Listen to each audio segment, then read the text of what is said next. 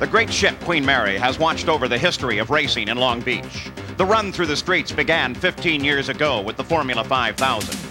In 1976, it became Grand Prix West, one of the 2 Formula One races in the U.S. Throughout the years, as the city grew, the circuit changed. The cars no longer roared past abandoned old buildings, but glittering new hotels.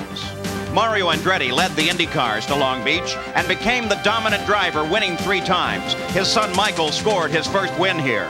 But Al Unser is the defending champion and will start today on the pole, leading the cars in the Toyota Grand Prix of Long Beach.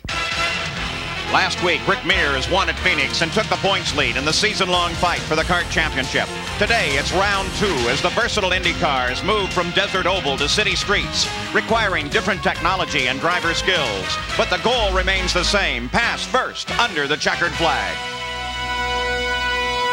And the giant crowd is ready. The streets are cleared. It's time to go racing. Let's go down to the surface of Shoreline Drive. Here is Jackaroo. And Paul, I'm with Mr. Al Wagner, who's the Vice President of Sales for Toyota Motor Sales USA, and he's going to give the traditional command. Mr. Wagner? Gentlemen, start your engines.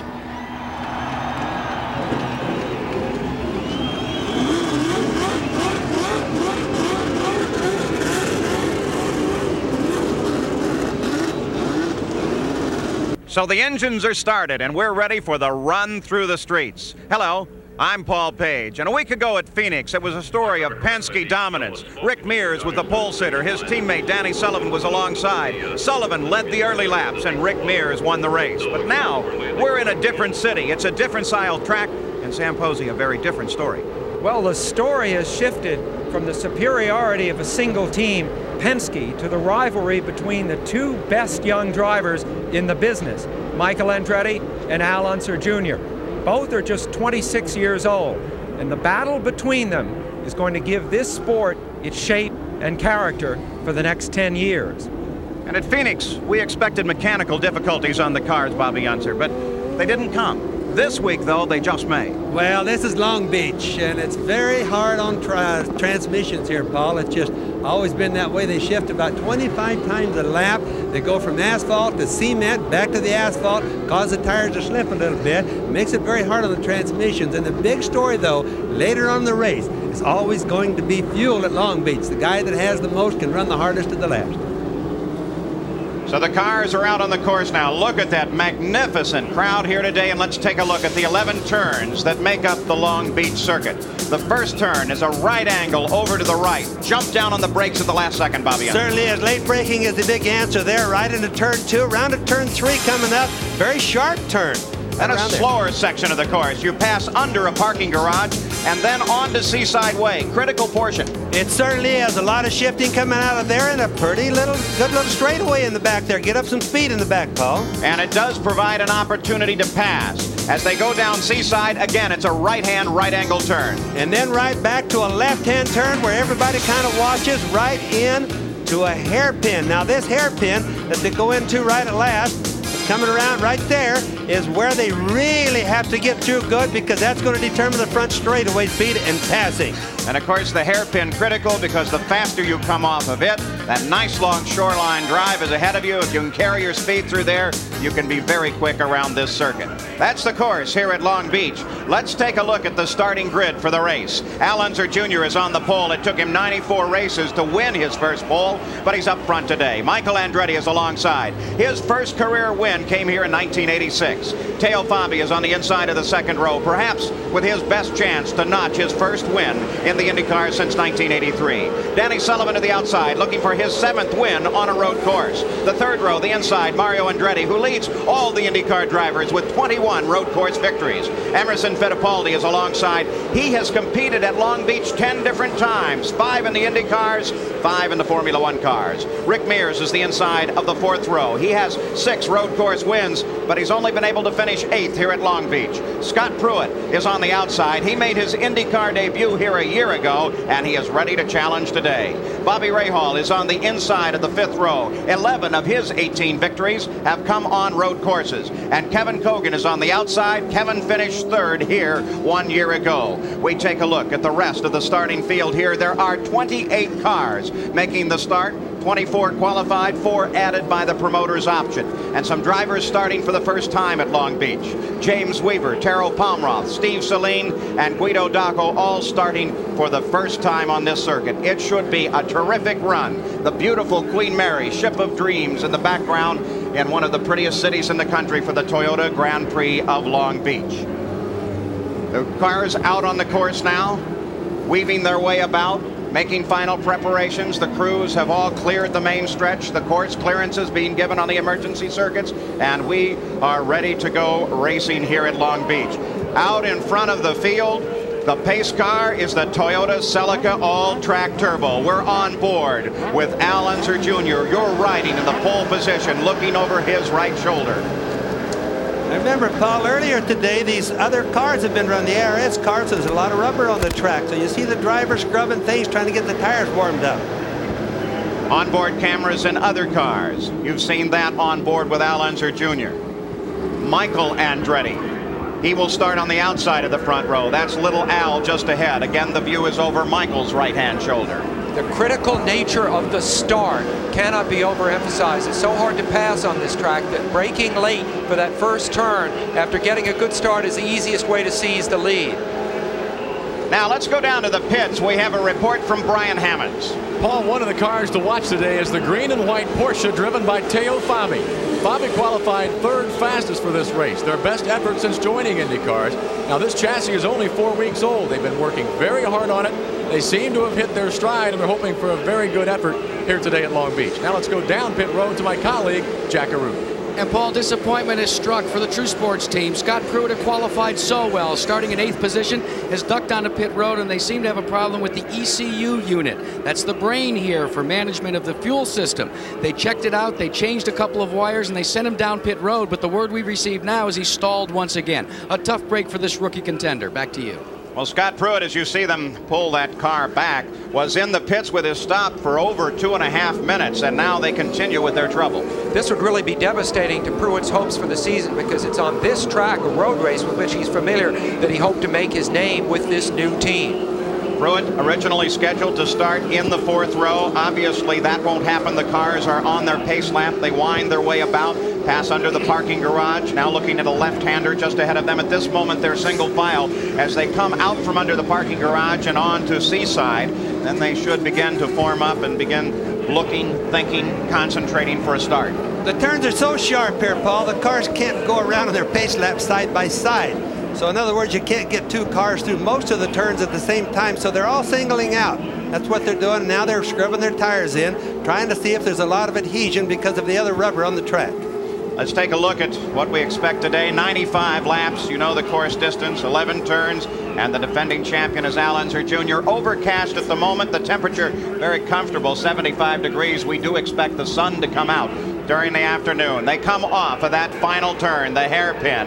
Al Unser Jr. paces the field slowly, and the starter gets the green flag as Al Unser Jr. jumps into the lead, and they're running on the streets of Long Beach. The rest of the field strings their way past.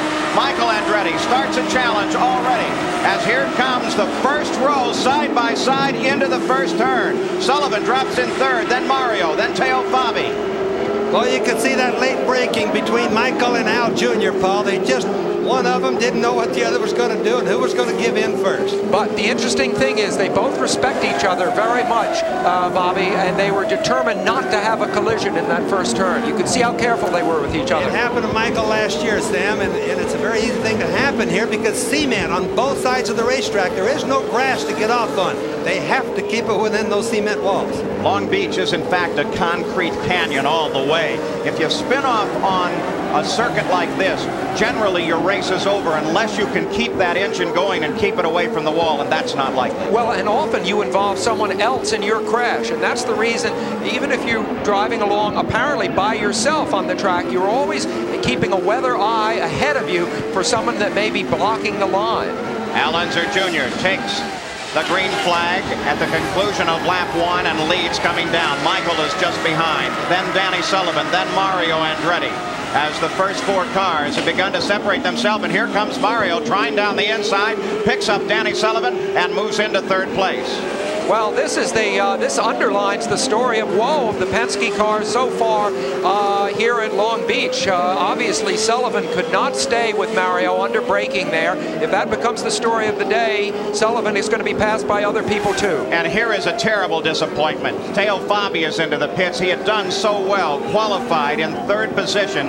The Quaker State team hoping for a good product here today, and now Peter Parrott and the crew pushing the car down into the pits. Now again, Paul, these cars are new. If people are wondering why do they have problems so early on in the race, it's their new car. This is only 2nd race of the year for them. They went from an oval track at Phoenix right here to Long Beach. They're turning to the right instead of the left all the time. And these are some of the reasons they have problems early on. On board the 2nd place car, Michael Andretti. You'll notice he comes out of the hairpin very close behind Al Unser Jr. But in terms of time, it's still about half a second. And that half second, as they accelerate down the straight, grows to a much greater distance. And the nature of watching a race like this. Here comes Mario trying inside his son Michael. Michael very carefully, but still comes across his front, keeps Mario back. Boy, everyone is determined to avoid a collision at least early in the game in that first hairpin, which has undone so many hopes throughout the years. But I was just going to say, you have to watch very carefully this race. The cars will appear to be closing up on others at the hairpin and then seeming to have no horsepower on the straightaway. But it's not really that way. It's just that the time stays the same. The distance changes a lot. So in the first laps here at Long Beach, the pole sitter Al Unser Jr. picks up the lead from the green flag, being followed by Michael Andretti. And now Michael begins to be challenged by his father. Danny Sullivan runs back in 4th place. The action continuing. We'll be back with more after this. Back at the Toyota Grand Prix of Long Beach, Mario and Michael Andretti have swapped positions. Al Unser Jr. continues to lead. Then Danny Sullivan and Bobby Rahal started 9th. There he is, as Rahal in that blue and yellow number 18 car has now moved up to 5th place and is charging his way up through the field. At the moment, he's running alone, but very shortly he should be in contact with the 4th place driver, Danny Sullivan. The problem with the Porsche, let's go down to the pits, Jack Arute. Well, Paul, as you alluded to, the Porsche's been on pit road for several laps now, and they're continuing to work on the car. And this is Derek Walker, who is the team manager for this operation, and he's been checking with his crew. What seems to be the problem, Derek? Well, the car started misfiring right at the start of the race. We haven't really determined what the problem is right now, but it's a shame because we were really looking forward to the race. Well, as you look over the car as well, there's a lot of water that's been seeping out of the radiator, and there seems to be a problem as Derek Daly now comes onto pit road. So that's a difficult day for the Rayner team as well. Back to you. Derek Daly in and out with a very quick pit stop. Already the leader, Al Unser Jr., having engaged some back marker traffic. Cars that had been starting in the back of the field and then pulled out, got involved with the leaders. So we have a little separation. Al Unser Jr., Bobby, has been able to put some distance between himself and the 2nd place car, Mario Andretti. He certainly has, Paul, and incidentally, they were a little bit worried about that car in the very beginning. Yesterday in the last practice session, the car wouldn't start. And what had happened is one of the hoses that goes on the fuel tank where the fuel comes from to go to the engine had a blockage in it, and it was just lucky for him that they were able to find it yesterday. But not only that, apparently they fixed it. Well, Mario Andretti and then his son Michael both make their way past the slower car of Scott Brayton and now can resume their fight for the lead, trying to chase down Al Unser Jr., the defending champion here. It's good to see Mario leading Michael just at this stage, if only because you wonder as the season goes on what the relationship between these two men, father and son, is going to be like. What if Michael is actually able to establish superiority over Mario during the season? I wonder if Mario has really crossed that bridge himself. The idea that the focus of the team might shift to Michael during the season. I wonder if Michael is a better driver right at this point than Mario. I doubt it, and what we're looking at right now suggests it isn't the case, but I think it's going to be an emotionally fraught season for both of them. We speculated some time ago that them being a team was something that they would probably as a family wish to avoid. They did not. You're riding with Michael Andretti now as he is trying to chase down the leader, Al Unser Jr. Well, I think the reason they wanted to avoid being together on a team was largely because they don't like two-car teams, either of them. They don't like to share their secrets. Well, they were the only person, of course, that they could share their secret with was their father, their son. And so the team was just barely possible that way, but it'll be interesting to see if it lasts. So it is Al Unser Jr. with a 3.5-second lead over the second-place car of Mario Andretti. Let's go to the pits and update now. Here's Brian Hammonds. Paul Scott Pruitt is still in the pits. A few laps ago, they got the car fired. He started to pull out of the pits. It backfired and died. They pushed him back, and now the crew is pouring over the car trying to locate the problem. It is an electrical problem. Now, as far as Derek Daly's concerned, you saw him come in for a quick pit stop. They're getting extremely high temperature readings. They think it's a false read, though. They send him back out, back upstairs. Another driver who's starting off with a hot season is Dominic Dobson. Now, he qualified poorly with an 18th position after a rather impressive third qualification position at Phoenix. He is already carving his way up through the field and running 11th. In other words, he passed 7 cars in 7 laps.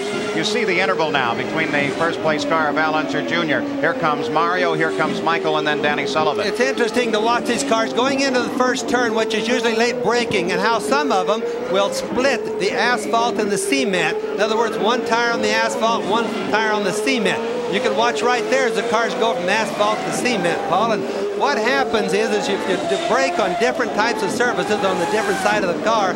Very often the cars don't brake very straight. And as we go on, you watch little Al and Michael and Mario and see the differences in the way they brake going into the first turn. Let's go down to the pits for just a moment. Jack Arute has an update on Kevin Kogan. And Paul, we're beginning to see something that's very disconcerting to me, and it's a whole bunch of electronics problems. Kevin Kogan has brought his car onto pit road. Remember, he ran so well here not only last year but also in these practice sessions. They report an electronics malfunction as well. So the computerized age may have come to IndyCar racing, but it's got a lot of people baffled and on pit road for a long time. Back to you. So Kevin Kogan battling his problems as well, and a good number of his fans from Southern California here in the stands here today. Al Unser Jr. continues to lead. As you watch he come down into that first turn, Paul, he had his left tire on asphalt, his right tire on cement. There they crossed the cement and the asphalt again. Sometimes the cars wiggle right there. As we follow through, and Al Unser, or Al Jr.'s in-car cam, you can watch even the white lines when they're going parallel with the car have a tendency to make the cars get a little bit jumpy, a little bit squirrely. The walls on a course like this tend to make some drivers very, very nervous. Little Al doesn't seem to have any hesitation in driving right out to them. No, it's kind of like he gets his practice like from Pikes Peak. You just get to where, like at Pikes Peak, you can never look down. Well, right here, you have to get to where the walls just are a side view, and they're not an important thing except the racetrack is between them. Yeah, but that's a great comparison, Bobby, because at Pikes Peak, if you go off the course, you roll 4,000 feet down the hill. And so you know you cannot make a mistake, and that's the way Al Unser Jr. was raised. The idea you could not afford to make a mistake, and that's an ideal mindset for someone running on a street course like this or at Monaco, which we're going to cover incidentally in 3 weeks. And also, Sam, if you do clip a wall here as we watch through the race, maybe it'll happen to some cars. The cars have no way of getting out of the way. They often block the path of the car coming behind them. So that's another reason the drivers have to be a little extra careful. Al Unser Jr. out in front and picking up where he left off last year. He led the last 54 laps of this race to win a year ago. We asked little Al, not considering racing, what things make you angry? I don't know. The thing in everyday life that upsets me most is the continuing stories and so on about people getting killed in automobile accidents because of a drunk driver. That you know, it's something that irks me because everybody knows that they're not there when they're drunk or when they've been drinking, and because of all of the publicity and everything, they know that you shouldn't, that you can't drive when you've been drinking, and they still do, and that's something that upsets me more than anything is how these people keep getting behind a car and driving when they're drunk. By the way, that's an attitude that not only does Al Unser Jr. have, but I think is shared by most of the drivers and, in fact, crews in IndyCar racing. Al Unser Jr. leads 11 laps of the 95 scheduled distance complete. Shelley Unser is just praying her way through this race. We'll be back.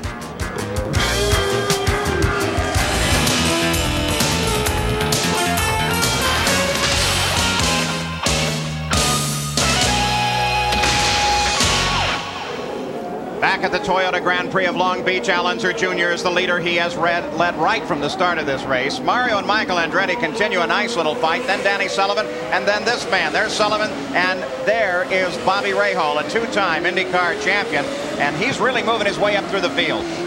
Yes, Paul, but I don't think it's any surprise to Bobby. I was talking to him yesterday after practice concluded. At that point, he was in 9th place, but he pointed out to me that he was only half a second out of second place on the grid. So he knew he could move up if everything went well. And you know, chatting with Bobby Rahal is a great experience. It's like the informal talks that sports writers used to have with the managers of pro baseball teams standing on the edge of the dugout. He's casual, he's very relaxed, he's a wonderful guy, and you know, he's a guy whose life is in a period of exciting transition. When he left the Budweiser team last year to join the Craco team, got paid roughly $1 million, we understand. He has a couple of automotive dealerships that are opening up. So he is becoming very much a man in business, looking ahead to the future. He has children now, which took a long time and was a hard story for him. And I think, you know, we see him closing on Sullivan now, and I think that Bobby Rahal is very much a man in every way on the move. Bobby Unser. Mostly, Sam, he's trying to prove that he's not made a bad mistake by switching over to getting a large amount of money in 1 year for a driver's contract and didn't make a bad move on the car. And he's out to prove it right now, chasing Danny Sullivan very hard. Now the fight begins for 4th place as they move around Bellavio, and Sullivan is currently 4th place in that white and gold car on Shoreline Drive. Now coming down to the first turn and under braking, Rahal is able to close in. And here Bobby Unser is a comparison of engine power. The Judd engine in Bobby Rahal's car, the Chevrolet in Danny Sullivan's car. Well, in Rahal's car, they've got the Cosworth. That's the new Cosworth, Paul, and it's a short stroke. And they really think that they're catching the Chevrolet. There's a Cosworth versus a Chevrolet. Now, some of that you see right there is braking. But as they hit the back straightaway here a little bit, there's under the underpass by the hotel.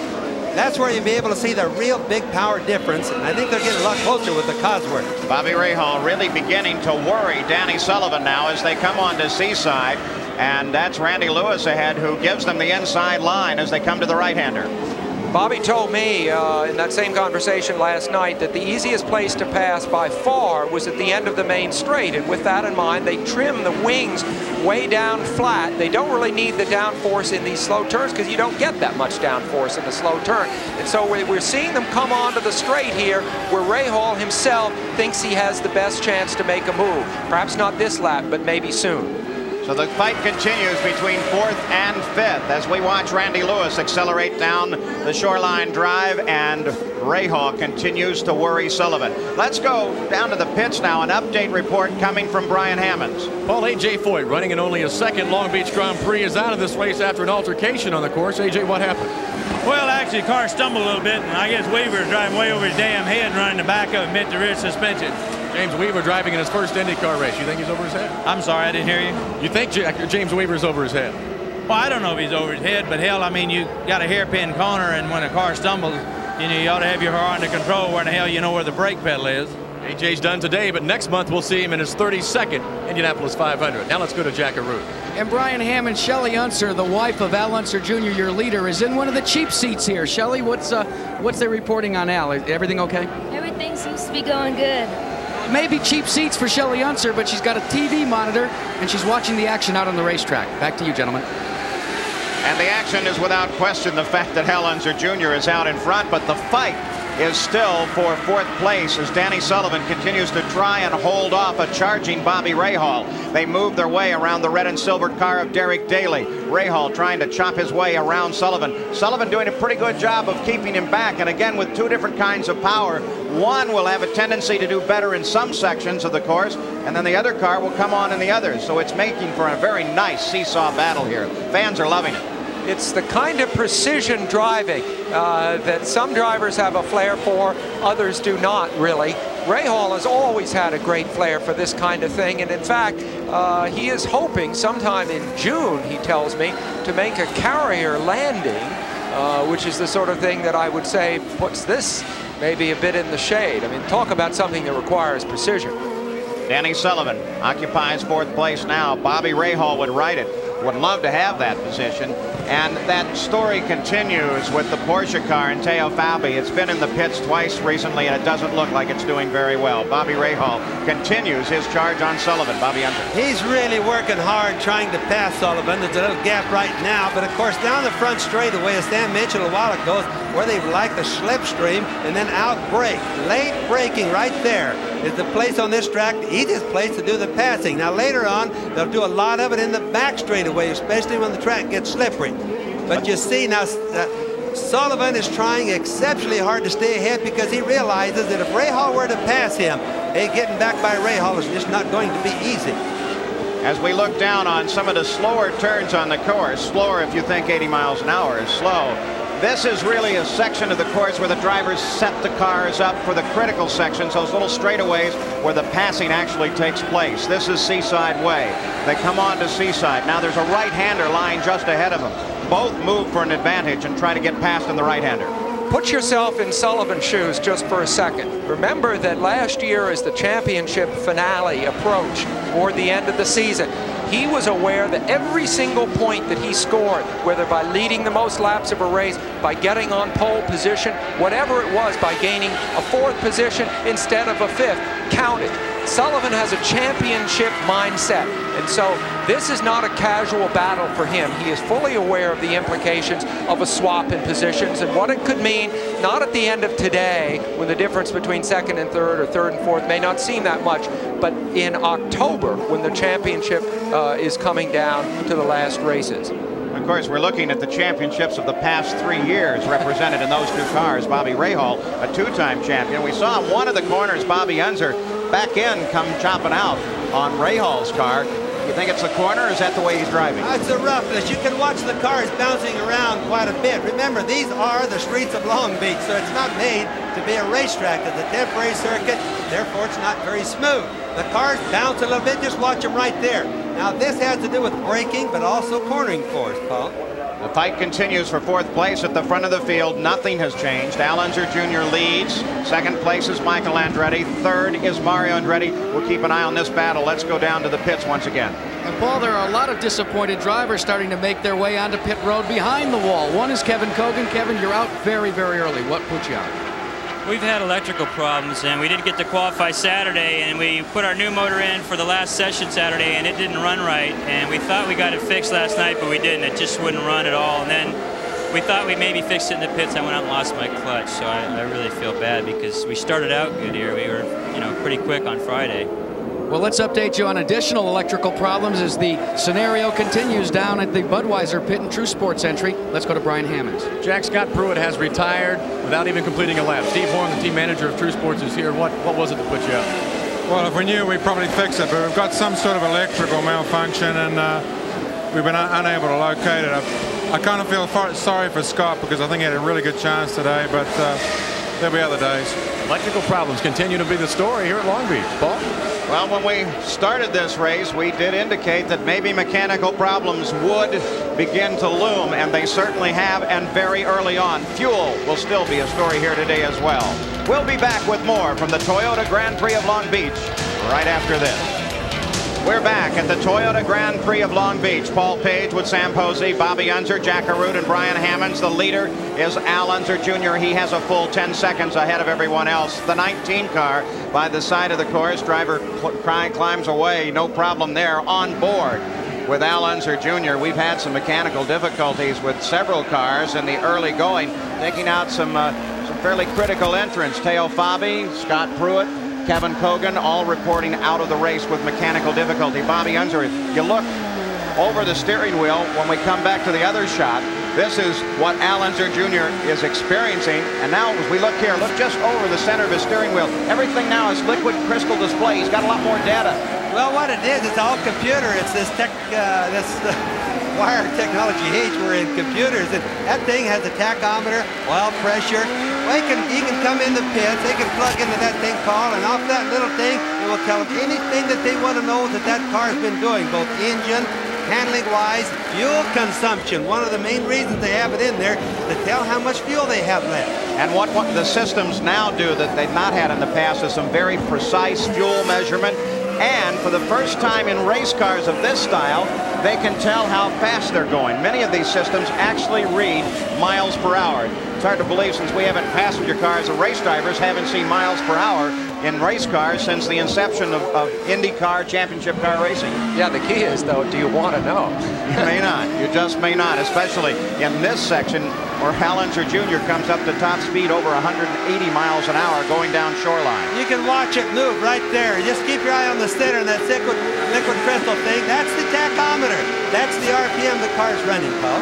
You know, it's interesting to see Al Unser Jr. taking up, as you mentioned, Paul, really where he left off last year, and to realize how often in racing history a driver will dominate on a particular track, winning 4 or 5 races in, say, a 6-year period on a particular track. At the early years here, it was Mario Andretti. Over in Europe, for years, it was Jim Clark winning 1 race, Graham Hill winning another race. And for some reason, once a driver, and this is often with different teams, of course, always different cars, a driver develops some kind of a clue for a track that just gives him an edge, and then, of course, after a couple of victories, it gives him a psychological edge over his opponents because they expect him to win. Taking a look at that battle for 4th place once again, as Danny Sullivan still has a very aggressive Bobby Rahal just behind. Another thing, different technology that's really becoming common with almost all the teams is shock dynamometers. You can see how rough this course is. Yeah, it isn't rough for a passenger car, but it's rough for race cars. You can see the cars bouncing around a lot. A lot of the teams carry what they call a shock dynamometer in their trucks. That means that they can take the shock absorbers, work them up and down, and again, through computers, tell exactly what they're doing and adjust them accordingly and keep records for every race that way.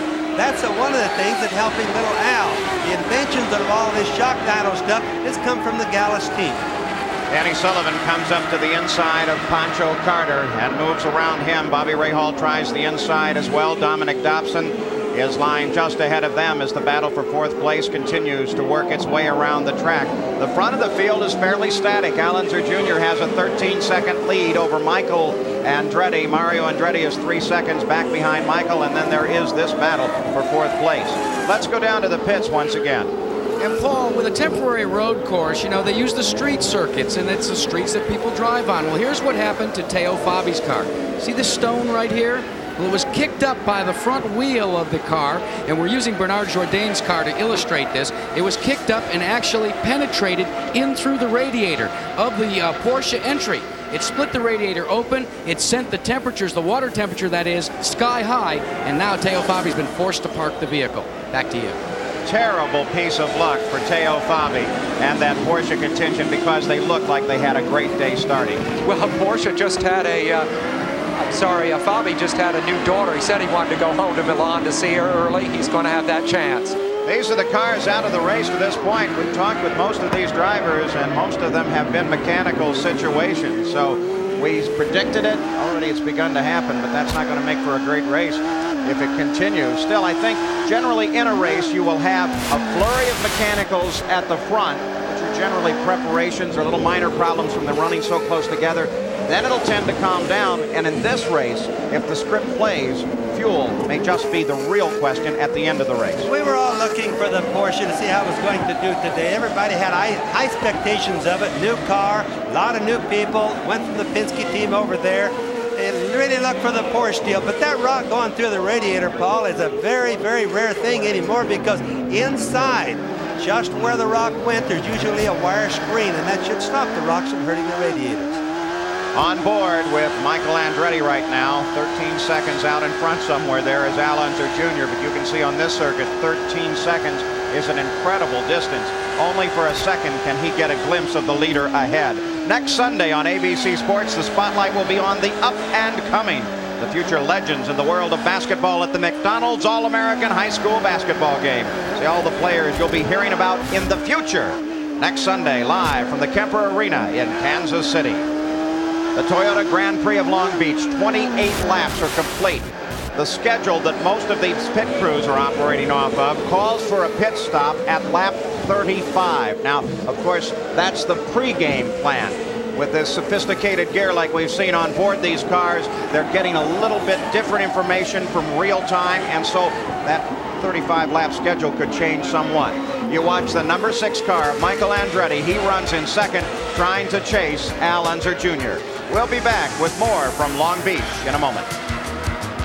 No changes at the Toyota Grand Prix of Long Beach. We continue to watch the battle for 4th place. That gold and white car of Danny Sullivan holds it at the moment. They're trying to work their way past Scotty Brayton, and Rahal with a pretty slick move comes inside Brayton in the corner. You would have expected he might have waited until he came off the corner, Bobby. Rahal has really been trying to use traffic to his advantage to try to get around Danny Sullivan. In fact, if you watch when they get close to traffic, he really gets to trying about as hard as he can. It gives you an idea, though. Rahal didn't want to lose any contact at all. He really pulled a pretty gutsy move to come inside and stay in touch with Sullivan.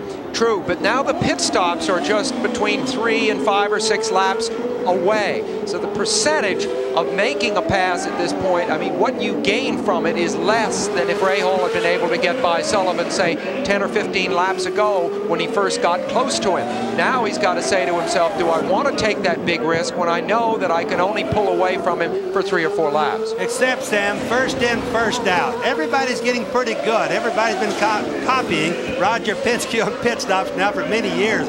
So they're all getting a lot closer to him, and if Rahal could get in first, chances are he'd get out first.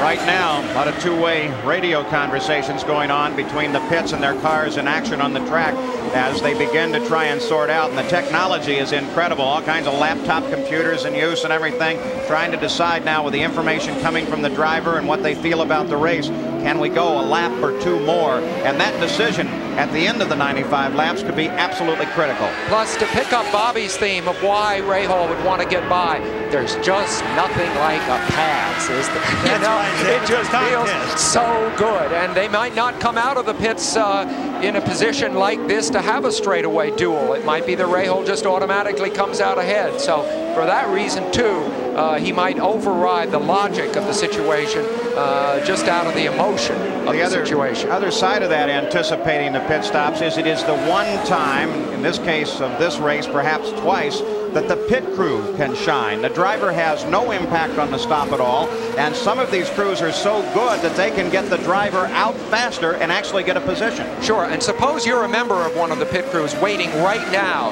as the laps tick down to the moment that pit stop. You are about to become a participant in the race, not a support person at all, but an actual participant, and these guys get very nervous. As you watch Danny Sullivan, Bobby Rahal go, you can know that Sullivan is holding Rahal up just a little bit. If he were able to get by, he would be able to pull away because the sharp turns are holding him up.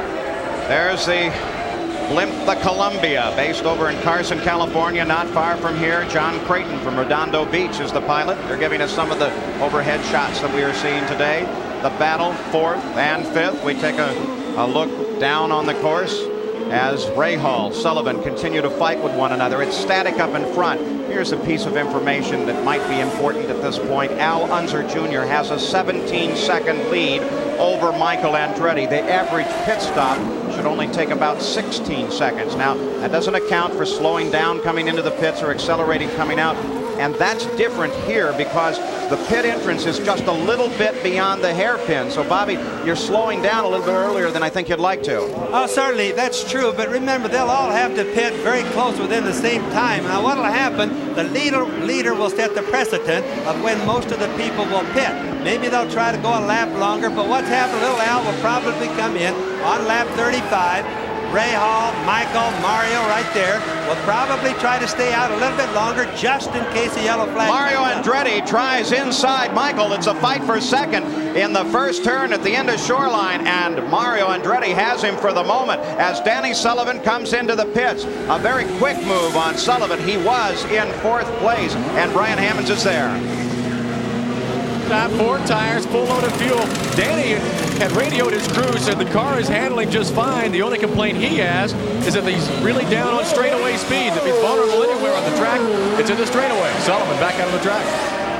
The stop in just a tick over 15 seconds. Here's Rick Mears. He currently runs in 6th place, the teammate to Danny Sullivan, out on the race course now, and Mears should be coming in shortly. So Sullivan in if he was looking for a 35-lap schedule, he came in on lap number 34, breaking off that battle with Bobby Rahal. As we watch Rick Mears, you might say, well, how could he have been so dominant at Phoenix just a week ago? And now here he is back in 7th place just at the moment. The answer is, of course, his major accident at Santa Ana Speedway some years ago left his legs and his feet not quite as operational as he might like them. And as Bobby said at the beginning of the race, there are 25 or 26 shifts per lap, each, of course, involving both of your feet.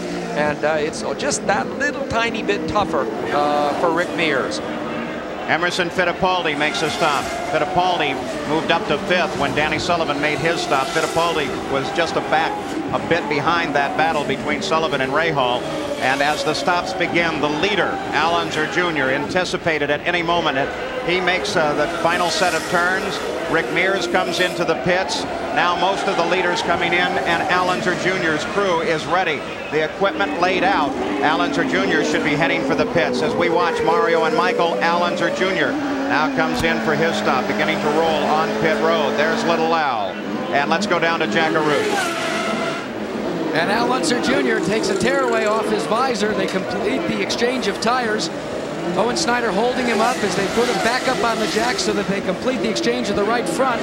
They spray the water, and he is having a little bit of trouble getting back into gear, but he is off and away. A good quick stop, Paul. Well, 20 seconds, though, Jackaroo, a little bit slower as he pulled away. And Mario Andretti, who was running in second, went past while Al was in the pits, and so Mario Andretti picks up the lead of this race. Well, Mario will still have to come in and make his pit stop, so it should probably reverse things. But the idea is, again, he could find a yellow flag. Something could happen. Somebody could have a wreck going in or out of the pits.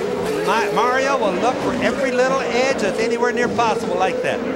So Mario Andretti, car number 5, that white and black machine picks up the lead. Michael Andretti just behind is running in second place. Radio communications continue back and forth between the Andrettis and their respective crews. Not a common frequency. They're each on their own separate channels. And like the Penske team, this team tends to race within itself. Though being new as a two-car operation, they're still sorting out some of that thinking. And I think there's a tendency to have a bit of a Formula One influence. That is to think, well, maybe we ought to work the cars together. Here comes Mario, the leader of the race now, as he's in the pits. Jackaroo. And Mario Andretti takes a cool drink out of a squeeze bottle. They exchange all 4 tires on the car for the Carl Haas team. The fuel is going in. Seems to be a relatively easy pit stop, although the report we were getting as he goes off and away is that he was pushing just a tad through the corners. But a very quick stop for Mario Andretti.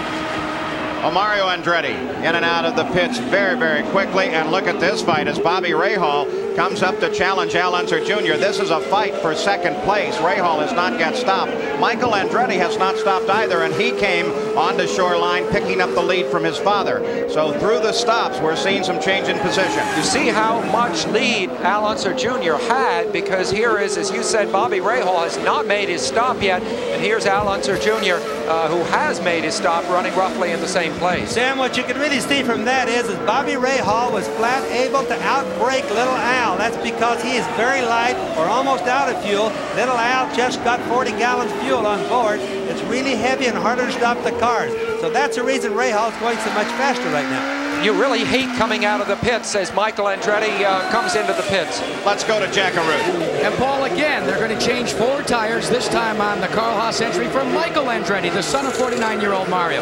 A good run by this 2-car operation, and they put it back into gear, and he has a slight problem, a miscue, and it looks as if they're going to check something. They haven't taken up enough fuel. Now they've done that, and let's go to Brian Hammonds, who's with Bobby Rahal's pit stop. And it's a very good pit stop. 4 new tires, a full load of fuel. Bobby very happy with the handling of the race car. There will be no adjustment on that. Rahal still waiting, takes a cool drink from the squeeze bottle. The fuel is out. Bobby now off the jacks. He's pushed away. Bobby Rahal back out into the race. And Rahal, one of the last to stop, moves back into the action, but Al Unser Jr. now has the lead. So he started from the pole, led most of the laps in the early going, and Al Unser Jr. is now back out in front. We'll be back with more from the Toyota Grand Prix of Long Beach. We're back at the Toyota Grand Prix of Long Beach. You're looking at the leader, that number 2 Valvoline car. It belongs to Al Unser Jr. He started on the pole, his first pole in his IndyCar career. He started well off into the lead, giving the lead up only when he headed for the pits. It then went to both Michael and Mario Andretti. But when they made their stops, Al Unser Jr. came back to the lead once again. And he is really roaring around this course. Well, he certainly is, Paul. In fact, you watch sometimes we see the inboard cam, we see how he pushes, how the car gets through the turns. He's really handling good. Again, I think a lot of it is because they've really been able to dial their shock absorbers good to the road. Al Unser Jr. out in front by about 11 seconds over the second place machine of Mario Andretti. Michael Andretti is about 6 seconds behind that. When you come out of the pits, particularly on a road course like this one with a full load of fuel, it's surprising how sluggish the car feels for the first few laps. You can't brake as deep, it doesn't accelerate nearly as well, and the driver in a sense undergoes a little bit of a personality change because that weapon which he was a part, and the drivers are so much a part of their cars these days that it's like an extension of their senses. That weapon is not quite as precise, not quite as quick acting as it was when they went into the pits. Drivers are being amazingly careful here today, too. Incidents have been few. We've seen a couple of cars off the side of the course. As we take a look at the race summary, Al Unser Jr., of course, has been absolutely the dominant factor here.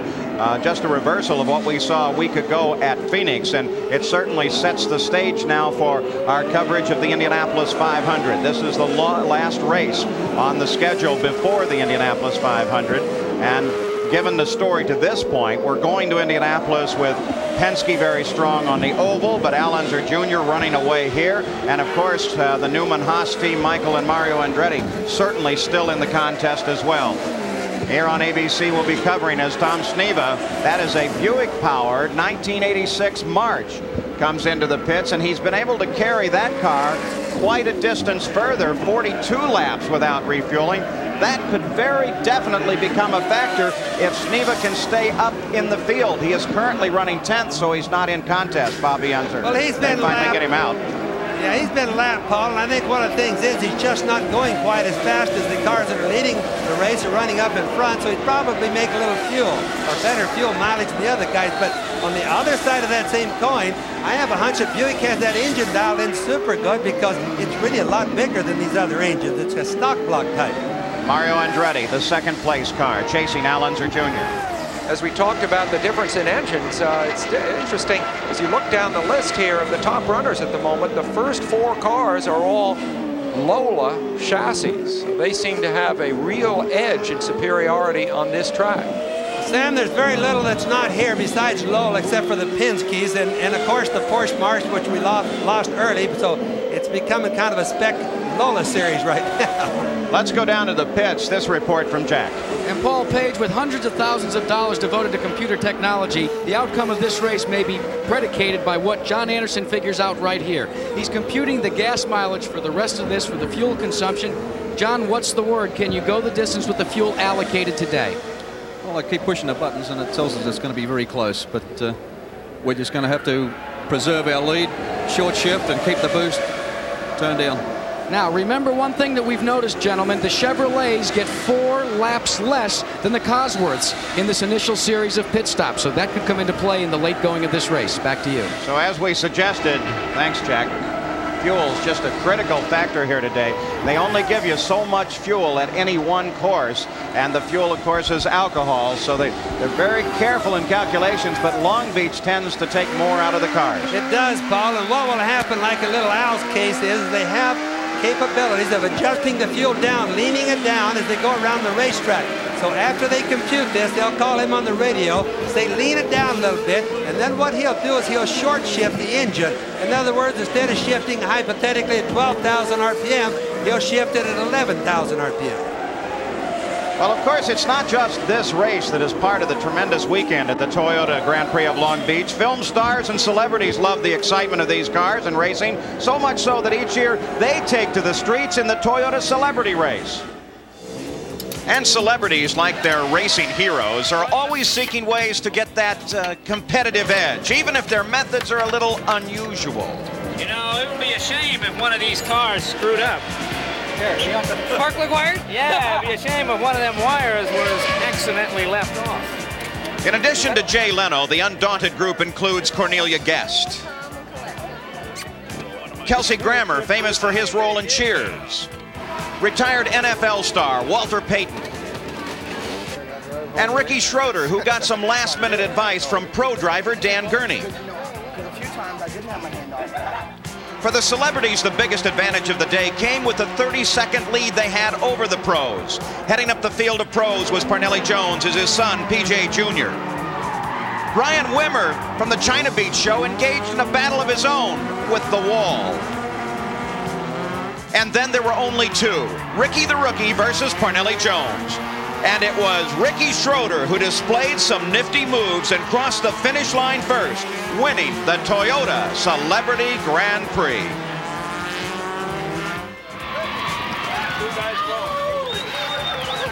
And of course, an interested fan here today, there's the great Dan Gurney, Formula One champion and IndyCar champion, watching from the side of the course. And he's watching a race being dominated by Al Unser Jr. We'll be back with more after this. We're just past the halfway point at the Toyota Grand Prix of Long Beach. Al Unser Jr. is the leader. We watch the fifth place car of Emerson Fittipaldi.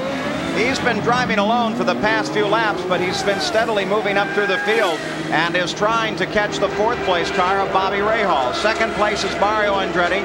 Third place is Michael. None of those cars are in contest with one another at the moment. Now remember last week, Emo wrecked the PC-18. He's running Penske cars this year, not the Lola car, and he's running a PC-17, which was the backup car that they had, the only spare they had. Well, the situation was just exactly that. They expected to be able to run that PC-18 at the first two races, but when he wrecked it in practice for Phoenix, they had to come to this car, which is really their learning car. Their Indianapolis 500 car has not yet arrived, or they would have been able to use that car, despite the fact it was built for a super speedway like Indianapolis. But people have to keep in mind also that that was a very good car last year. It's the car that Danny Sullivan won the championship in, and Rick Mears won the Indianapolis Motor Speedway in, and led a lot of the races last year. Interestingly, as we watch Bobby Rahal here, currently in fourth, and you gentlemen discussed the fuel problems that might beset the Chevrolet engines. Mr. Rahal, of course, has a Cosworth engine. He is the highest runner in this race in a non-Chevrolet engine, and he's well in contention should fuel become a big issue. And fuel most of the time equates out to horsepower. If Rahal goes as much longer as we think, Sam, it would appear that the Cosworth is still not making the power that the Chevrolet is. And of course it looks like that too. But Bobby's been handling it all day, and he's been fast. But if he makes better mileage, he could very well become the winner today. We continue to watch Bobby Rahal, currently running in fourth. Bobby Cosworth hasn't been sitting still. They've made some substantial changes since the middle of last year. They were so embarrassed last year. It's old-time racing engine building company. They've dominated racing in many classes all over the world for many years, and when Chevrolet came in, they tried harder, they worked harder, built faster engines, they blew up for a while. Now they're staying together. They're definitely the class of the act of the class to beat, but Cosworth is working hard, and they know the fix. Just a question of is it going to work or not? When you're talking to Cosworth engine, you're talking a racing engine that traces back almost 20, 25 years in its basic design. How often and how much can you change before you run out of things you can do? They just sat dormant for many years and didn't build any different or new pieces. In other words, development came to a standstill, and now they're trying to develop and play catch up and pass up all in 1 year. Bobby, you know, I really like your point earlier about how Bobby Rahal, who we're watching here, has something to prove. When you shift teams, especially from one very good team, and the Budweiser team certainly was a very good team, you're right, you do have a lot to prove. And right now, Rahal has got to be delighted with the way this race is going. Scott Pruitt, who took over his ride with Budweiser, of course, experienced those electrical problems early in the race, is totally out of contention. Bobby Rahal is having himself a very good day. This is Maury Cranes, the guy that owns that team. One of the biggest fanatics on motor racing I've ever known, Sam. He doesn't care what it takes to win. He has to win the races, and he's certainly trying when he hired Rahal. You know, another thing that's got to make Bobby happy just at the moment is that in the first few years of this race, Rahal managed to put his car in the wall every time out. And I know, talking to him last night, he said, you know, it still lurks in the back of my mind that it can just happen to you in a split second that you're out of this race. So, you know, he's probably confident, but he's also probably being very careful. Continuing to focus on Bobby Rahal, the 4th place car. Emerson Fittipaldi is back about 3 seconds, but on this tight course, that's back such a distance that Rahal probably isn't aware he's there, except when they come onto the Seaside Straight or onto Shoreline Drive. The leader is Al Unser Jr. Mario Andretti is still second, about 10 seconds behind Little Al. Michael Andretti is back about 10 seconds from his father, and the front of the field is running static. Well, right now we notice that Little Al has not been gaining on Michael Andretti or Mario Andretti, and the reason why is that fuel. Jack Arut's been bringing it up, Brian Hammond has been bringing it up, we've been looking at it. It's awfully early in the race to be predicting problems, but Little Al is short shifting already, and you can see his speed drop accordingly. This broadcast is being produced under the authority granted by CART for the private use of our audience. Any reproduction of this broadcast in any form without the express written permission of championship auto racing teams is expressly prohibited. Al Unser Jr. out in front of the field. There's Fittipaldi. He's trying to chase down Bobby Rahal, but he's got a bit of a distance to do it. Rahal, familiar car, different names this season. Still, for many of the fans, it was kind of fun watching them in the stands as they'd see this car go by and cheer for Michael Andretti. Of course, that was his car a year ago.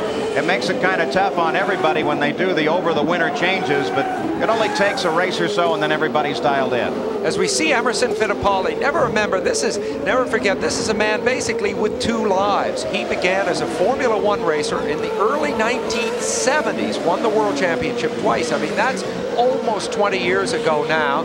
Retired from racing after an unsuccessful stint as a constructor. He was right out of racing, withdrew to Brazil, tried to enjoy family life, found he couldn't do it, couldn't stay away from racing, came back into kart racing, loved it, and reasserted himself as one of the best drivers in the world. But we're seeing a man very much in an entirely second phase of his career and just loving it. The 20 car, Emerson Fittipaldi, runs in 5th place. He came to his first IndyCar ride here at Long Beach and finished second here in 1985. Emerson Fittipaldi running in 5th. The leader is Al Unser Jr. We'll be back with more from the Toyota Grand Prix of Long Beach. We're back. You're riding with the leader, Al Unser Jr. at the Toyota Grand Prix of Long Beach. The street is Shoreline Drive, normally for 35 miles an hour, but he's well above that now, leading this race. But his speed is certainly a question mark, because if he goes too fast, he uses fuel. And look ahead in the corner, Bobby Rahal has his problem. He actually overran the corner and is on the escape road at the end of the first turn, and they're trying to get him restarted once again. Rahal was running 4th. Doesn't look like that car is under power. No, it certainly doesn't, Paul, and that's the bad thing. He's trying to get the guys to start him. It's one of the few places on the track where the course workers will actually get out close to the traffic and push and try to get the engine started. But we have to remember, it's really easy to vapor lock those engines when that happens. But he got it, and he's off. And one of the corner workers apparently got a good blast of exhaust. You saw him patting the front of his legs. They gave up on it. They gave up. But they got it going. And I got to tell you, they have so many great corner marshals at this course. They're all volunteers. They don't make a dime. They come out there in the sun for days on days. And they're probably the greatest race fans, and this kind of event couldn't happen without them. They're a marvelous group of people. And it can be very dangerous work without people willing to sacrifice their time and to take those risks. This sport basically could not exist. Incidentally, Rahal is now back about where he started this race, back in 9th or 10th, and he's going to have to come back through the pack again. All right, as we watch Bobby Rahal under power, let's re-examine this situation that created his problem. Rahal was on Shoreline and running at full chat, trying to make up as much time as he could, and then his problems began. And of course, he was being shadowed by Fittipaldi and had just begun to think about Fittipaldi in his mirrors. This is the first turn. He just went straight off the course. Is that a braking problem, or Bobby Unser, did he miss a shift? Is it that problem of the gear change? He just got in a little bit too deep, and if he would have turned, it would have meant that he would have slid the car sideways or just turned the front wheels, and it would have just gone straight into the wall, Paul. All right, update the fuel situation. Here's Jack Arut. Well, actually, Paul, let's update first the Rahal situation. Have you ever driven a car and hit the brakes and they weren't there? That's exactly what happened to Bobby Rahal when he went hurtling down in that turn 1 area. area. Now we'll update you on the fuel as well. Checking with all the front-running teams, first with Al Unser Jr. You heard John Anderson allude to the fact that they're going to have to back out of the boost a bit to hold on to their lead, and that accounts for the situation why the back markers, or the second, third, and fourth, are starting to close on them as we look at Raul Boisel circuiting the road course here. Now, checking with Michael and Mario Andretti, listen to this one. Mario Andretti is getting decent fuel mileage, but they say it will be marginal as far as whether he will have enough to finish the race. The man that has the best outlook right now for having enough fuel to go the distance is young Michael Andretti, who currently runs in the top 5. Back to you. And if that happens, then I suppose there's going to be some serious conversations held in Nazareth, Pennsylvania at the family dinner table, because Mario is definitely the senior member of the team, but I think Newman Haas Racing will take a win just any way they can get it. They're not in that position right now, though. Al Unser Jr. is 5 seconds ahead of Mario Andretti. Now, this is the closest that Mario has been to Michael in the past few laps. They've been back as far as 8 or 9, and then they've just been working their way steadily forward. So, as we indicated at the start of this race, fuel definitely a consideration. There's your leader, the Valvoline car, number 2, Al Unser Jr. Back onto the long pit straight here, Shoreline Drive. Just behind him is Tom Sneva. Sneva, though, is currently running in 12th place and is 3 laps off of the leader. In other words, actually about 4 or 5 miles behind Al Unser Jr. in reality. Look for Sneva at Indianapolis a month or so from now, though. He's going to be a contender there, at least in qualifying. A point, and we probably ought to make it, because you'll be seeing the first day of time trials, the run for the pole here on ABC from Indianapolis, and $100,000 on the line this year for the pole qualifier. Sneva's combination, while not competitive here, the rules change slightly when they go to Indianapolis, and he is definitely a bet for the pole there. Al Unser Jr. out in front of the field. Mario Andretti is second. Michael Andretti runs third, followed by Emerson Fittipaldi, Danny Sullivan, Rick Mears, Bobby Rahal, Raul Boisel, Arie Luyendyk, and then Dominic Dobson. We're back. The Toyota Grand Prix of Long Beach. 61 laps are complete. 95 laps are scheduled, and somewhere in the next 10 laps or so we should see what would be in the game plan the second and final pit stop of the race. But the game plan is dependent upon the ability of these cars to economize their fuel at this incredible speed that we're seeing run. Now, they're running an average of about 85 miles an hour, but at times they're touching nearly twice that. In fact, 185 on Shoreline. Bobby Rahal, you watch him, the yellow and blue car, and Rahal is back and running in 7th position right now after he ran off the end of the straight. No further indication of problems with the brakes there, but Rahal has some distance to make up. Here is the leader, Al Unser Jr. The question is, does this car, or for that matter any of the others, have sufficient fuel to make it to the end of the race and see the checkered flag? Here's Jack Arute. And Paul, the crew for the leading team right now is questioning that as well. Al Unser's team huddled here much the way you would in a football game, trying to determine just how much fuel is left. Now, they've determined that they will pit for the final time on lap 75. That would leave 20 laps to go. The average so far in fuel consumption is a little bit more than a lap per gallon of fuel. Now listen to this. In this tank right here, all that remains is 17.5 gallons of fuel. By my way of arithmetic thinking, that might not be enough to go the distance if you pit on lap 75. We could have one whale of a finish here in this race. Well, of course, that's been a factor in the past. Here is the distance first to second, and look how it's closed down. That black and white 5 car, the Haviland car of Mario Andretti, is in second, and he is closing on Little Al. And if necessary, Rick Gallus will determine that Mario has to pass in order for Little Al to have enough fuel to get to the end. Now, another note, Paul, is a lot of racing fans ask us all the time, is why is fuel such a big factor? Why don't they give the guys another 5 gallons? What's the big deal to it? It's methanol alcohol. It isn't even gasoline, and we don't have a shortage of gasoline if it were. And the answer to that is that you have in the cart the haves and the have-nots. The haves, meaning like this team right here, the Carl Haas team, Little Al's team, Roger Penske's team, they all want more fuel. But the have-nots, the cars that don't have the big budgets, don't want them to have this extra fuel because they think that they can get them into a position like this, and the fast cars run out of fuel. The slower cars have better finishes. So that's really all the argument or all the fuel thing is about. Well, there's one other aspect, though, too, Bobby. There is an element of altruism. I mean, the sport is trying to design parts and pieces that could someday benefit the public at large. And by trying to squeeze the most out of the fuel consumption on a race car today, someday in a fuel crunch situation on the road, we may have a car that can do another 5 or 10 miles to the gallon. I mean, the governing bodies of racing are trying to foster technical development. Agreed? Well, they do try to do that, Sam, but I can't agree on a methanol alcohol race car is my problem. But the principle is close enough, don't you think? He's nodding, but he's not absolutely sure. Listen, one thing, I arrived a couple of days late here because I was involved with that terrific Paris-Roubaix bicycle race. And by way of catching up, I went to the press room and got all the press releases, and these are quotes from the different drivers about how they're doing. Something struck me vis-a-vis this fuel thing, the optimism of race drivers. They're all talking about how well they hope to do, the fact that their problem would soon be overcome. And I bet you even now, worried about this fuel situation, every driver still thinks he's going to finish this race. Well, the most optimistic man at the moment has to be Alonso Jr., but he's certainly aware that just behind him is Mario Andretti closing for the lead. Saturday on ABC's Wide World of Sports, WBA welterweight champion Mark Freeland goes toe-to-toe with the undefeated #1 contender Rafael Pineda. He's won 19 of 20 bouts by knockout.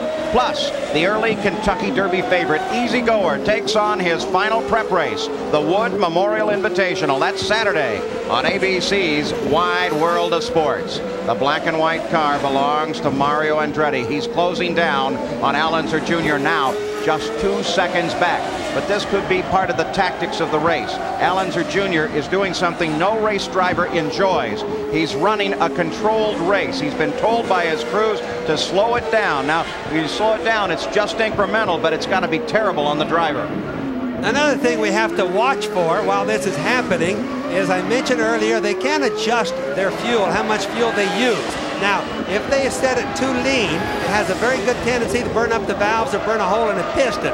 That very well be something that we may see pretty soon. Now, Mario is closing on Little Al. Little Al is short shifting, and I'll bet he's got his fuel turned way back. These new fuel management systems, though, don't they account for that and keep it from leaning too much? No, they just have a limit, Paul. They can come down like, let's say, 3 steps. Now, 3 steps should make it, but it's marginal. All right, let's go down to the pits, Jackaroo. Paul, one man meat is another man's poison. Now, you've heard about Alonso Jr. and his concern about fuel. Well, all of these teams monitor their competitors' radios. And Mario and Michael Andretti's team have heard this conversation between the team and Little Al. And they're smiling just a tad about this fact. And they've let both the Andrettis know that fuel is a concern for the leader. So this could, again, come into play later in the race, that one guy can chase the leader down and really make him use some fuel up, Bobby Unser. Very true, Jack. That's all the game planning. And it shows you that the drivers are not the only ones that are doing the game plans. The teams are more important today than they've ever been before in history. Well, 66 laps are complete, 95 the scheduled distance, but in just a few laps, the crews will begin to take very seriously the possibility of their second stop and wondering how much fuel they will have left. We'll be back after these messages and our word from our ABC station. This is Brian Hammonds back at Long Beach. Here is the situation in Mario Andretti's pits. There are 17 gallons of fuel remaining in his tank. He can pit no later. The farthest he can go and what he has on board is probably lap 77.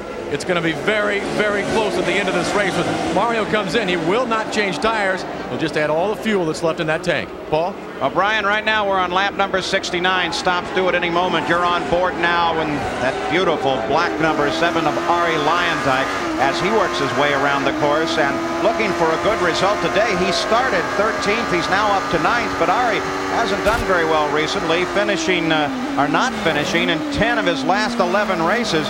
And he's really on the move here today and hopes for a good product at the end of this race. As you watch him go through the turn, Paul, you can see he's pushing. The front end's understeering a little bit and probably having a little bit of a handling problem. Normally, that's a very good team. That's a Dick Simon team. And Dick Simon and Ari Lyondike have really clicked well together. Let's keep an eye on his right hand when we see our onboard camera shots, because he has been shifting very carefully. He told me he's been having problems. He's got the new gearbox switch for the Lolas on board.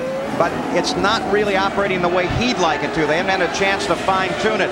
And he says from time to time when he goes into second gear, he has trouble engaging it. And the reason for that is because between Phoenix and Long Beach is only 1 week. They haven't had time to take all the gears. They take little grinders and they grind the edges off of the shifting part, what is called the dogs of the gears, and that makes them shift easier. Well, the teams with the traveling and the preparation just haven't had time to do that. So every car here, Paul, is having that same problem. If this will give you an idea of the sweep of technology, what Bobby just mentioned was a deep, dark secret just a couple of years ago. Nobody would ever admit to taking apart the gearbox and altering the inside.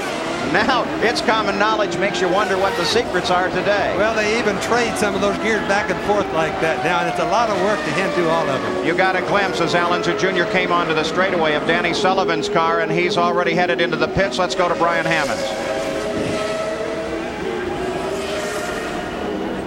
We are in Mario Andretti's pit, still waiting. Danny Sullivan makes a quick stop. Penske team goes to work on the car. He's in and out. Now they'll do their fuel calculations. His stop came on his lap number 70. The leader is already working lap number 71, Al Unser Jr. When will he stop? And when he stops, will he have enough fuel to make it to the finish? That's the question. And that's going to start telling us the personality of the whole race. You see the Rick Mears in the pit right now, and that's the other Penske car, which again, Paul, kind of tells you what their fuel personality is. Maybe they're not getting as good a fuel mileage as even little Al is right now. Well, the Penske cars stagger their stops nicely so they don't have a crowded situation in the pits, though Penske wisely chose a pit that had a space in between the two of them, even though they are adjacent. And it's always the rule in the Penske team that the lead car comes into the pits first. The guy that's running in second place as far as the Penske team is concerned comes in next. Al Unser Jr. out in front of the field. When will he stop? Al Unser Jr., will he have enough fuel to finish this race out in front? It is so nerve-wracking to drive a race concerned about your fuel, particularly right now when you come up into traffic. You need to make the move and use the full power of your car to get by just for purposes of safety and keeping up the pace. But every time you take the engine right up to the red line, you know you used that little bit of extra vital fuel.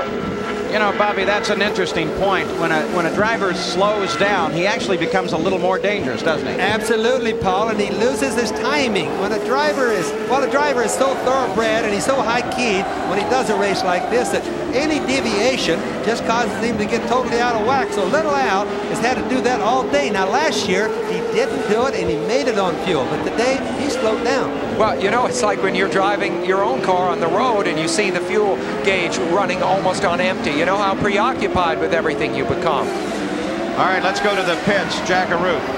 Well, Paul, you know, one of the things that what a difference a year makes with these new LCD displays and the onboard computer systems, drivers like Al Unser Jr., while concerned about fuel, can run the string out a little further than they normally would because the computer will calculate just how much is left. We discussed this situation with little Al's dad, Al Sr., and he said that's one of the reasons why this team will try and push their spinal stop as far beyond 75 as possible. And he'll be able to read it right there on that little TV screen that sits in front of him beneath the steering wheel. Back to you. All right.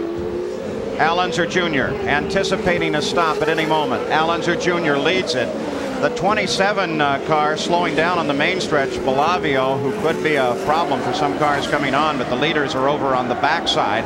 There is Al Unser Jr. on Seaside Straight as he comes around Derek Daly and makes that right-hand turn in. One of the prettiest shots in motor racing as Al Unser Jr. is out in front of this field and running a good race. And on his signboard, when he comes around this time, Paul, it will say in, meaning pit right the next lap around. We anticipate a stop by Al Unser Jr. Second is Mario Andretti, followed by Michael. Emerson Fittipaldi is fourth, and Danny Sullivan is fifth. We'll be back. We're back at the Toyota Grand Prix of Long Beach. You're with the leader, Al Unser Jr., as he comes in for a stop. Let's go down to the pits. And Al Unser Jr.'s crew goes to work. They are going to change tires and take on fuel, precious fuel, draining the hoses out with everything they have. There will be no fuel left in the tank. The leader is off and away. He engages the gearbox, and he is back out on the racetrack. But a very, very tense couple of moments here. John Anderson, who is the team manager, doing his calculations, and it was a little bit earlier than they had hoped to bring the car in. Now the question is, will they have enough to go the distance? Back to you. A blazing stop. Part of the contribution of that is there wasn't that much fuel that had to go into the car. No, it doesn't take very long to make a pit stop like that, Paul. My calculations, for example, show, I know that Little Al normally gets 1.7 miles per gallon. My calculations show he must get 1.9 to get to the finish line. And if that's true, he may not even make it past the first turn. That'd be coasting.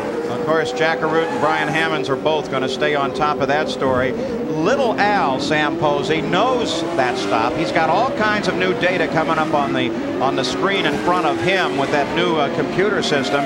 I wonder what's going through his mind now as we watch the man that assumed the lead. We'll come back to that. This is Mario Andretti, the current leader. Let's go to Brian. Mario's in. He's going to get all 17 gallons. It's aboard that fuel tank, and that is all that's left. They're not going to change tires. All that will do will take valuable time. And there goes Mario Andretti with a very quick stop, and every ounce of fuel is out of that tank. Paul Newman times it when he looks down. He knows it was a 9-second stop for Mario Andretti. Michael Andretti picked up the lead as Mario roared out of the pits. So the order at the moment, with Mario Andretti and Al Unser Jr. having made the stop, is Michael, followed by Mario, followed by Al Unser Jr. Emerson Fittipaldi is in fourth. Let's go to the pits and Jack. Paul, the intensity down here in the leaders pit is just incredible. When they made that pit stop, and as you know, sometimes you can get as much as maybe a quarter of a gallon of fuel stuck in this inlet and not getting into the car. When they were done with their stop, they opened it up, went to see if any spilled out. When it didn't, they all let out a cheer and a thumbs up sign. They've got all the fuel they've got on board with Little Al right now. Back to you. So the leaders have stopped. Al Unser Jr., Mario Andretti. Michael will stop shortly. That's not anticipated to be anything other than a quick splash, get in all that fuel, and then get back into the action. But the lead will most likely go back to Al Unser Jr., and then fuel will help determine who will win the Toyota Grand Prix of Long Beach. We'll be back. We're back at the Toyota Grand Prix of Long Beach, and the battle is at the front of the field. Mario Andretti with a quick stop picked up the lead, but Al Unser Jr. pulled up right behind, and now they are fighting at the front. Tom Sneva wisely gives them plenty of space. Little Al pulls up behind Mario Andretti. Now he's right at the back door and trying to get past Mario as Mario loses it. Mario kisses the wall, and Little Al keeps it going and goes on through. The parts even hit his car, came right over the top, Paul. That was really... Now this should help Little Al. I hate to say it in the fuel deal. I don't hate to say it. But Little Al's missing a wing. Now that is gone. That hasn't been a factor here. Other people have had that happen and done very well. It probably is going to hurt him that bad because we must remember all day it's been fuel that's limited his speed, not a wing on the left front. He's still got the right front wing though. So Little Al's nemesis, Mario Andretti, is out of the way. But still, the question is fuel. This is what happened. Again, from the onboard, Mario moved way over to the inside, and it looks like he just caught an edge of the wall from the inboard. Paul, it doesn't even look like that happened, to be honest with you. It looks like maybe a tire or something broke on the car because he was going straight when that happened. Really, there was no reason for him to hit that wall. It is not logical from that point of view. Mario is not a man who makes mistakes. Al Unser Jr. is now the leader. Mario Andretti with his problems, and Michael Andretti may have to pick up the challenge on behalf of the family. Michael is 20 seconds back, which puts Little Al in a terrific position to conserve the fuel. And Mario is still sitting by the side of the course. He'll just short shifting a whole bunch right now, and his whole race now, or the rest of his race, will be predicated on how fast that Michael is able to pull up on him. Here's another view of this same situation, Bobby. Both cars heading for the corner. Little Al comes to the inside, and the problem was Al's. Little Al ran right into the back of him. That's where his wing went, and some of those parts we saw flying around was Little Al's front wing. He absolutely booted Mario. What was Little Al trying to do? Here in the pits, they're getting ready with another nose wing for Little Al's car, should they need it. But again, experience here has demonstrated the nose wing isn't that critical, except if Al's seeing it, then he's going to be on the radio and saying, I have to have it, but he doesn't have that kind of lead to make that kind of change. No, I doubt that they'll be coming in. Little Al right now sitting there wondering how in the world he got to Mario that easy and that quick. It's just not like something like that to happen. I think it's very tough for a driver to shake off a mistake as big as the one that Little Al just made. I mean, it's an awkward situation. He knows he put another driver, a major contender, Mario Andretti himself, out of the race due to a quick slip by himself. Now he's got to gather his composure. He was lucky. It was a racing accident. It doesn't reflect well on Little Al, but it was a racing accident. The race is now his to win. He's got to gather his emotions together and not make any mistakes. He's still got a fuel problem. You know, I wonder, we term it generically as a mistake, but is it also possible, because brakes fade, that Little Al depended on more braking power than the car had to offer at that moment? That's quite possible, Paul. Plus, it's a favorite place that Little Al has a passing. If we'll remember, last year, he passed Danny Sullivan, taking the lead in that very same corner. Let's go down to the pits. Jackaroo. Paul, all this work behind me with these wings is just a backup in case Little Al has a problem and says he has to come in. They have no intentions of bringing him in right now, and they are indeed still concerned about the fuel. Back to you. Well, if fuel is a concern, then Little Al got some breathing room. He was locked in a pitch battle for the lead, but now he has a 16-second lead over Michael Andretti. That should enable him to slow down just a bit and conserve on the fuel. But will he be able to conserve enough? We'll find out. We're back at the Toyota Grand Prix of Long Beach. You're on board with Michael Andretti. He is the second place car. He is looking for Al Unser Jr., who runs in the lead about 12 seconds ahead down the course. Al Unser Jr. is running with a handicap. His left front wing is gone after his contact with Mario Andretti that has put Mario Andretti by the side. Now, Little Al was the leader of the race in the early going, starting from the pole, and then he began to do battle with the Andrettis. Fuel became a factor in this race. Would they have enough fuel to finish? And by they, we're talking about most of the front runners. The fact that you might be running a lap off the lead could in fact help you in this race now at Long Beach, because the checkered flag comes out to the leader and to the rest of the field, meaning that if you're a lap or two off the pace, you're going to run a lap or two shorter distance than the leader, and that allows you to run just a little bit faster and continue in a battle. Michael Andretti working his way down the straightaway, trying to chase Al Unser Jr., 11 seconds behind the leader. Michael can run flat out. His crew has reported they still have some fuel back in their pit. He's got to feel good.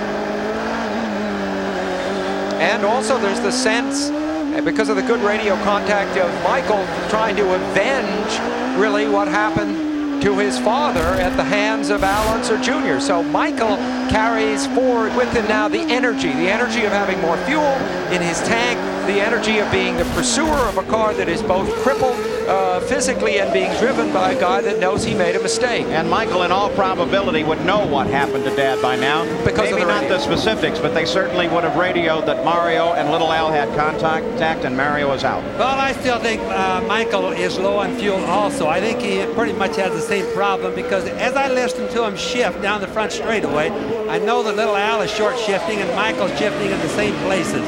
So I think they're just both having the same problem, just lack of fuel. Second place car, Michael Andretti, works his way back onto Shoreline, completing lap number 91.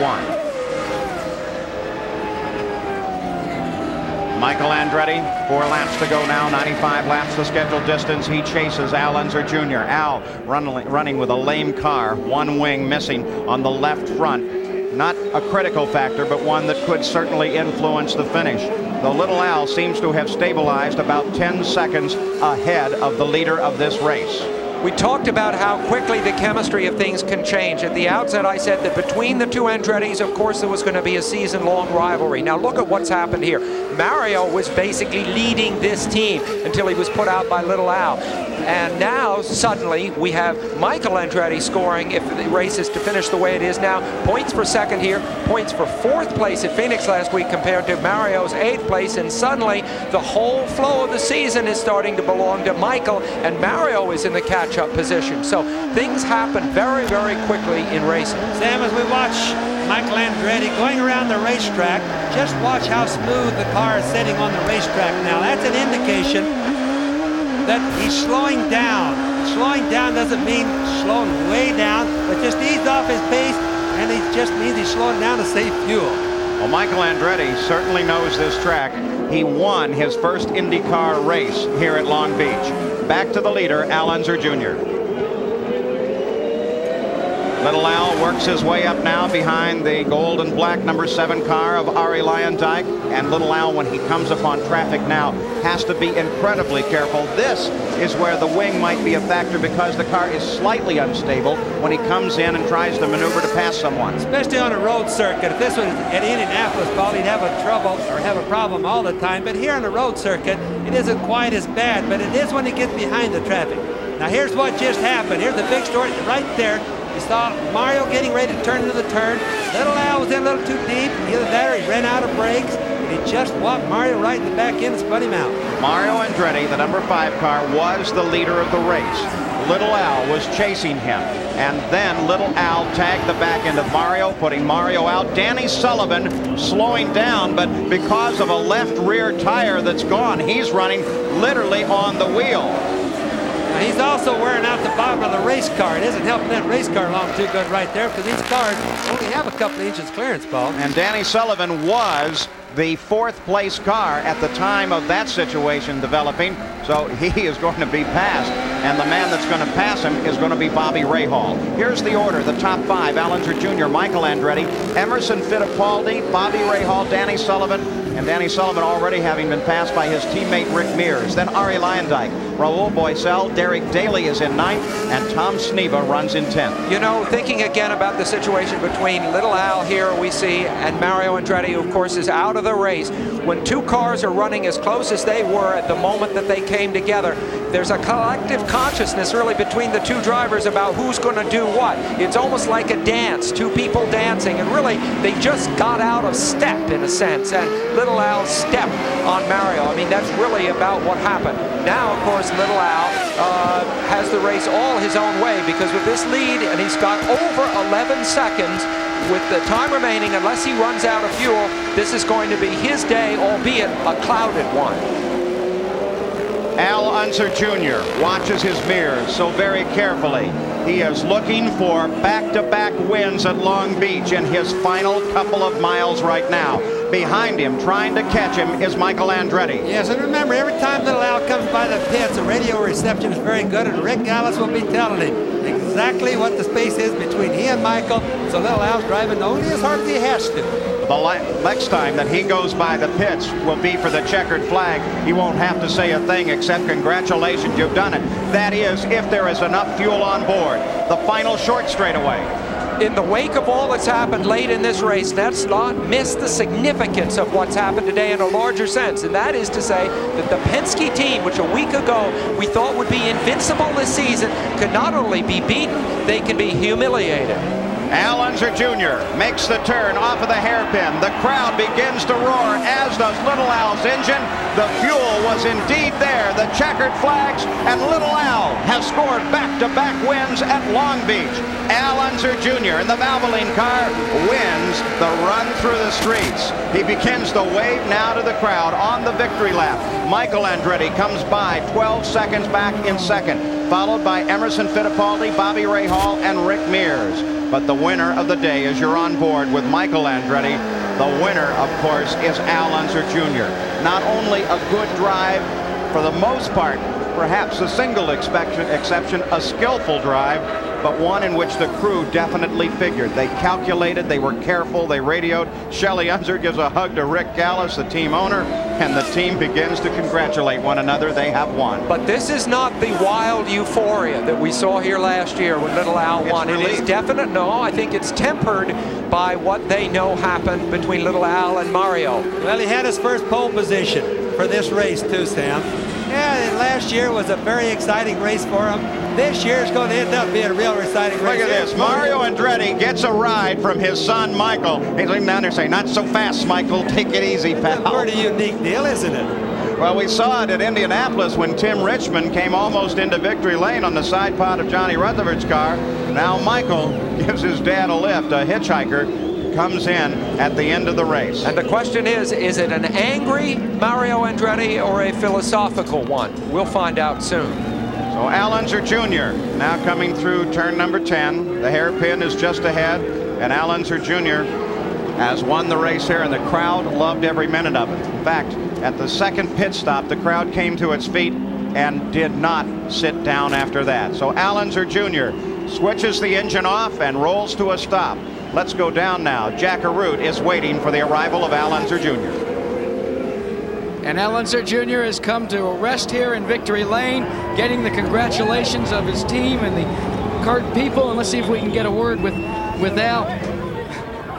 I'll help you get your helmet off here, and we'll be able to talk to him. And Sam Posey and Paul Page, you talked about the fact that there was a quiet resolution here. Well, it's the same way that he came into the pits here, as we're taking the tubes off, part of the problem, and he's going to get out of the car here, and we'll get a chance to get a word with him, because it's somewhat mixed emotions. But he won his first pole position here after a brilliant career. And listen to the crowd. They are certainly congratulating this young man. And Al, congratulations. Just an incredible run. It was close several times. Fuel and then the altercation there with the Andrettis. How do you feel about this one? Well, I got mixed emotions about it. You know, I feel good about it, but Mario did, you know. We had a problem here, and what happened? I just want to say that you know, we came up on Sneva, and Sneva stopped, and it was like a traffic jam, and I had momentum going.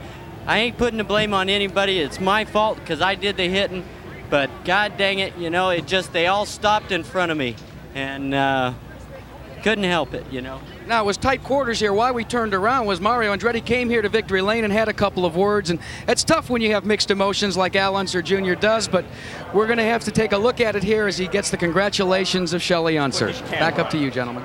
A disappointed Mario Andretti just a few feet away, but Al Unser Jr. demonstrated that he's a class act. Let's go to Brian Hammonds. Mario Andretti's with us. Mario, you went up to Al Unser Al Jr. in the Victory Lane. What'd you say to him? Well, I find it very difficult to congratulate him, of course. What happened out there? Well, he just blatantly just punted me right out of the way, and here we're going for the lead. This is the second time in a few months. In the last race in Miami, the same way. Now, if that's the way that he wants to play, I think it's pretty sorry way to drive, really. Mario Andretti obviously very disappointed here at Long Beach. Paul? Definite anger there. A racing situation. Al Unser Jr. has apologized, but Mario Andretti still is a bit angry. Al Unser Jr. wins it unofficially, followed by Michael Andretti, Emerson Fittipaldi, Bobby Ray Hall, Rick Mears, then Raul Boesel, Arie Luyendyk, Danny Sullivan, and Derek Daly. Unofficial results. The race has been run through the streets, and for the second year in a row, Al Unser Jr. has come home the winner.